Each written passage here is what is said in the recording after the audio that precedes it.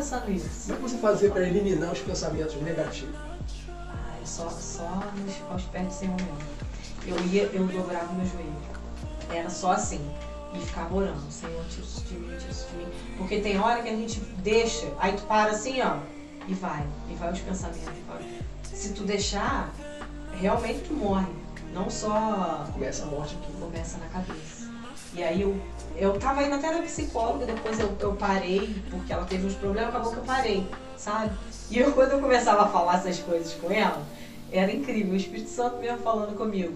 Por que tu tá fazendo isso? Falando com ela. Fala comigo. Exatamente. Aí eu ficava assim, eu falando e eu mesma refletindo, Isso. Gente, é verdade, eu tô... Né? Era como se ela pudesse me ajudar, e eu sabia que ela não... Assim, a psicóloga ajuda, sim, mas tem coisas que... Cada coisa no seu lugar. Exatamente. Ela abre a tua mente, ó, isso é assim, mas tem coisa que é só o Espírito Santo. Porque tem casos, a gente tá falando, tem casos que o psicólogo vai ser essencial, tem casos que não. Né? Exatamente. É o que nós estamos identificar. Só mais uma pergunta que eu quero te fazer, porque você é interessante, você passou e agora está vencendo para a glória de Jesus. Mas como identificar, para quem está em casa, identificar, de repente tem alguém em casa, e como identificar que essa pessoa está começando a entrar em depressão? Tem como identificar? De quem está de fora? Então, tem alguns sinais? Tem gente que bota uma capa, né? Eu meio que porque vestia... no seu caso não sabia, você então, na igreja não sabia. Eu estava sempre sorrindo, eu estava sempre... Mas assim, no meu caso, quem identificou foi meu pai.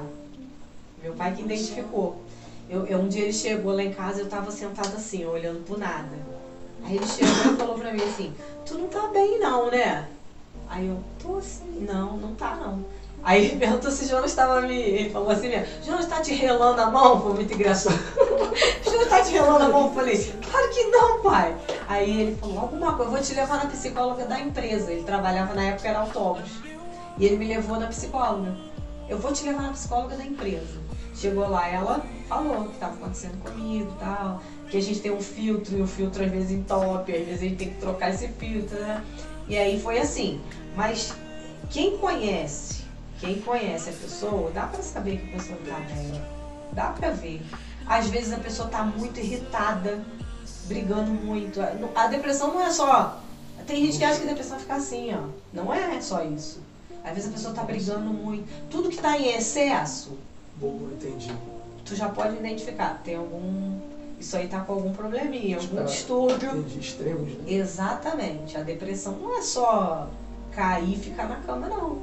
Tanto é que tem gente que tira a vida, tu fala, nossa, é isso aí.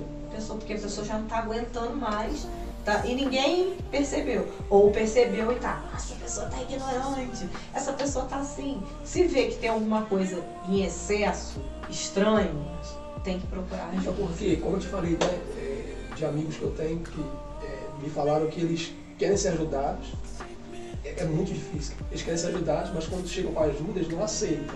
Tem vergonha, às vezes. Eu não sei se é isso, mas você falou um ponto interessante, a questão do estresse e da grosseria, né? Uhum. Porque, na verdade, a pessoa tá se bloqueando, né? Ela está criando um campo de defesa. Então, isso, é defesa. É isso aí.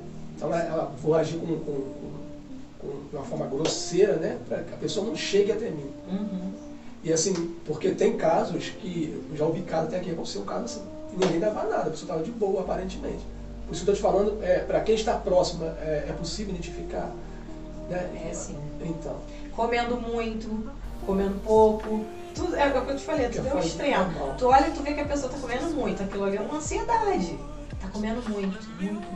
Aí não tá comendo nada, tá com alguma coisa. Igual os pais também identificar isso nos filhos, porque muitas vezes, é rebelde. E não é. Tá passando por algum problema e não fala. Algum sentimento, alguma tristeza, alguma coisa na escola que alguém tá falando, que tá fazendo a pessoa ficar triste e ela não fala pros pais. E aí chega em casa, tá rebelde, tá nervoso, e aí os pais botam de castigo, bate, faz de tudo. E só tá precisando de uma ajuda, entendeu? Interessante ter um pai, né? Porque geralmente isso parte de mulher, né? A mãe seria, né? Não, meu pai. Do pai. Ele era muito ligado, a gente era muito ligado. Por isso que eu senti muito quando ele foi embora, né? Graças a Deus ele aceitou Jesus antes de ir embora. Isso pra mim foi maravilhoso, sabe? Mas e tu vê, o Jonas estava comigo todo dia e não identificou.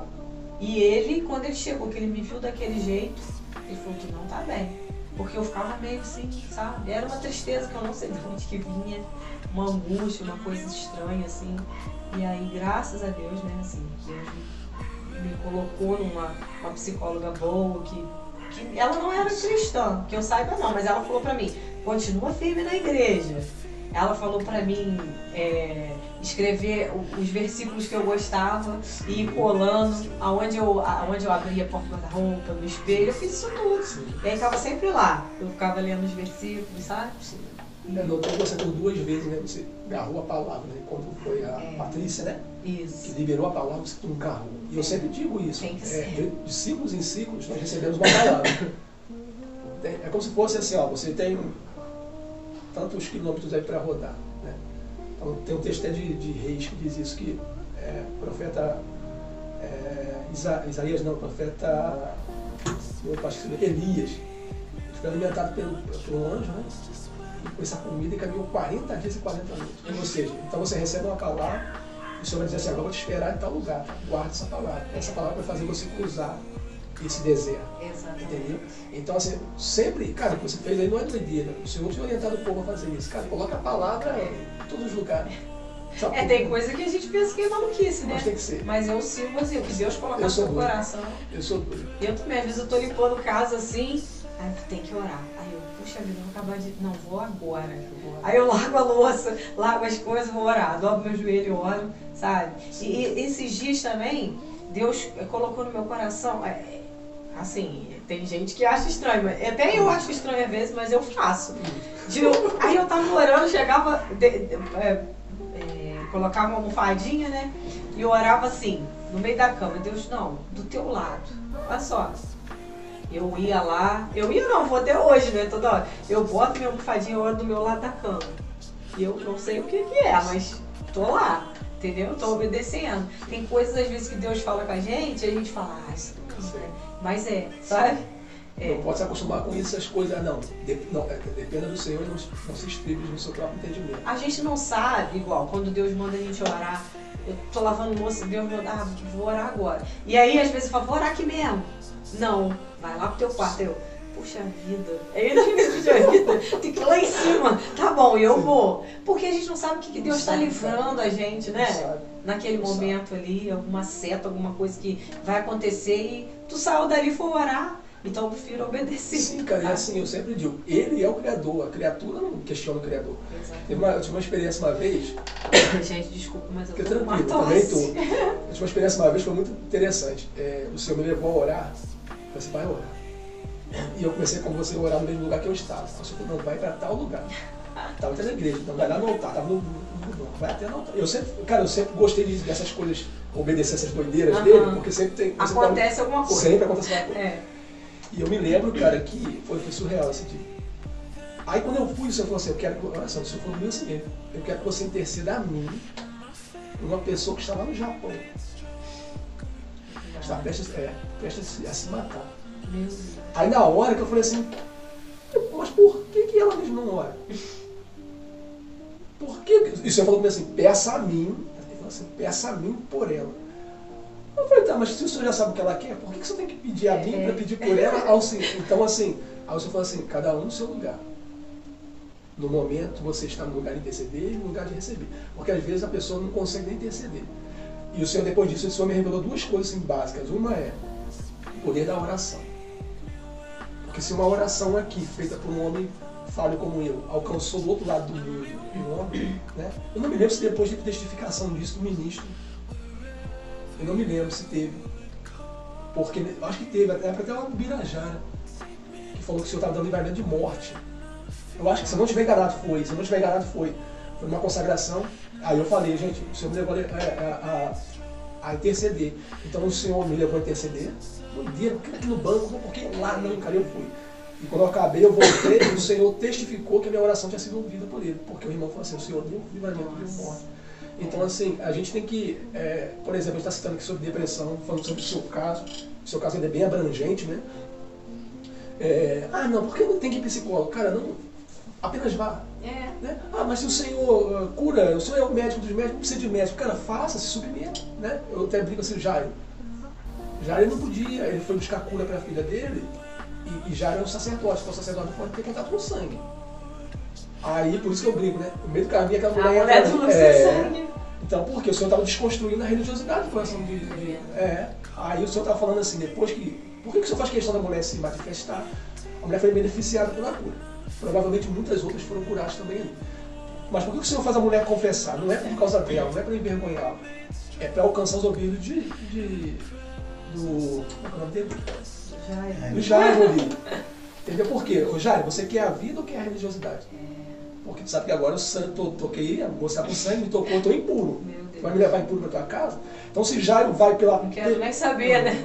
Se ele vai para a perspectiva humana, entendimento humano, fala, não posso, porque os padrões da minha religião diz que não posso ter contato. Então tá, tu quer a cura da tua filha ou tu quer a religião? Então às vezes você faz isso conosco. Porque, de novo, eu falo isso do meu espírito de falar. Marcelo, estou passando por dificuldade. Privilegiado tu és, porque tu serás instrumento na mão de pessoas. O Senhor não usa pessoas para falar de forma artificial, superficial do que Ele faz. Eu ouvi ontem, sabe o quê? Deus não coloca bijuteria no fogo. Olha que coisa linda. Ele só coloca o ouro. Porque o ouro dá para moldar. Olha só. Então você está passando pela prova, está passando no fogo e Deus está... Eu achei isso tão lindo. Eu falei, meu Deus. Porque a gente não quer, né? Vamos falar a verdade. Quem que quer passar no fogo na prova? Ninguém quer. Só que depois que tu sai, tá ali, ó. Né? Nunca o processo tem sempre a consequência. Exatamente. Então é isso que Deus faz.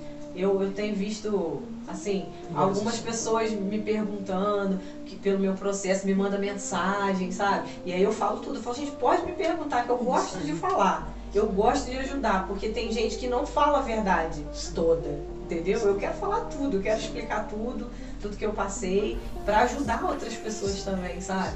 Porque é tão bom você ser um espelho, né? Para as pessoas, a pessoa ver Deus em você, ver Jesus em você, isso é tão lindo, né? E às vezes a gente, várias vezes eu não me sinto digna, eu fico até com vergonha. Teve um dia que Deus me usou na igreja para falar de uma forma diferente, que eu não tinha sido usado dessa forma. E eu comecei com uma batalha depois dentro de mim, falando, será que foi Deus mesmo que me usou? Ou será que eu que quis ser usada daquela forma? E fiquei com uma batalha, o pastor Rodrigo me ajudou muito nisso também, porque assim, uma batalha. Eu falei, aí olha só como que Deus é lindo, né? Falei, aí Jonas, Bianca, pelo amor de Deus, o que é isso? Falei, Jonas, não sei se foi da carne, se foi empolgação, porque foi uma forma diferente de Deus me usar, Deus não tinha me usado daquela maneira. E aí passando e tal, o dia, a pessoa que me chamou para orar falou assim pra mim, Deus mandou eu te chamar. Aí eu falei, poxa, eu não tava na dúvida se Deus tinha me usado ou não. Porque era um culto de jovens, e aí os jovens, quando é culto de jovens, eles mesmo fazem, né? Eles organizam, e esse menino falou assim, queria chamar a Bianca aqui. Aí depois ele falou, Deus mandou te chamar. Ele não sabia que eu tava com isso dentro de mim, sabe?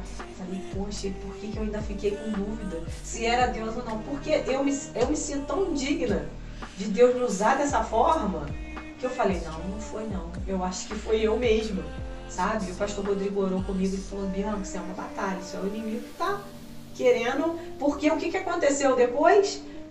Depois Deus queria me usar e eu travei. E Jonas falou, por que tu não deixou Deus te usar? Eu falei, poxa, eu fiquei assim, olha só, são tudo coisas que a gente tem que identificar, porque Deus quer usar a gente, mas a gente se sente tão assim, tão pequeno, tão indigno, e a gente, não,